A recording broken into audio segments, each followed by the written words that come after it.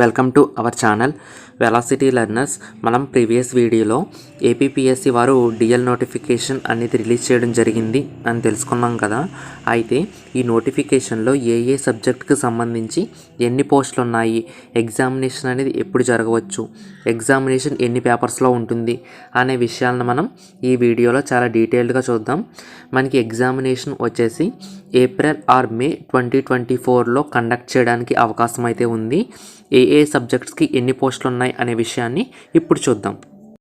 మనకి బాటనీకి వచ్చేసినప్పటికీ 19 వేకెన్సీస్, కెమిస్ట్రీకి 26 వేకెన్సీస్, కామర్స్కి 35 వేకెన్సీస్, కంప్యూటర్ అప్లికేషన్స్కి 26 వేకెన్సీస్, కంప్యూటర్ సైన్స్కి 31 వేకెన్సీస్, ఎకనామిక్స్కి 16 వేకెన్సీస్, హిస్టరీకి 19 వేకెన్సీస్, మ్యాథమెటిక్స్కి 17 వేకెన్సీస్, ఫిజిక్స్కి 11 వేకెన్సీస్, పొలిటికల్ సైన్స్కి 21 వేకెన్సీస్, జువాలజీకి 19 వేకెన్సీస్.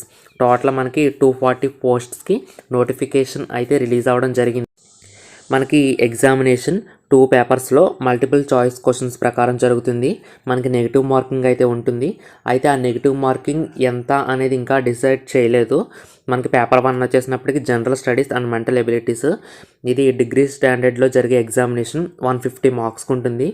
సెకండ్ పేపర్ వచ్చేసినప్పటికీ మనం ఏ సబ్జెక్ట్ మీద అయితే డిఎల్కి అప్లై చేసామో ఆ సబ్జెక్ట్ మీద మనకి 150 బిట్స్కి 300 మార్క్స్కి ఎగ్జామినేషన్ అయితే జరుగుతుంది.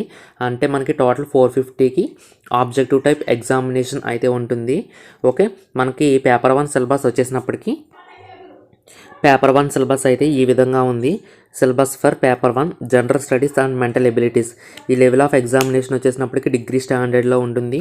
పేపర్ 2 సిలబస్కి సంబంధించి కామెంట్ బాక్స్లో లింక్ ఇచ్చాను. ఆ లింక్ ద్వారా మీరు పేపర్ 2 యొక్క సిలబస్లని చూసుకోవచ్చు. ఓకే, ఇటువంటి మరిన్ని అప్డేట్స్ కోసం మన ఛానల్ని వెంటనే సబ్స్క్రైబ్ చేయండి.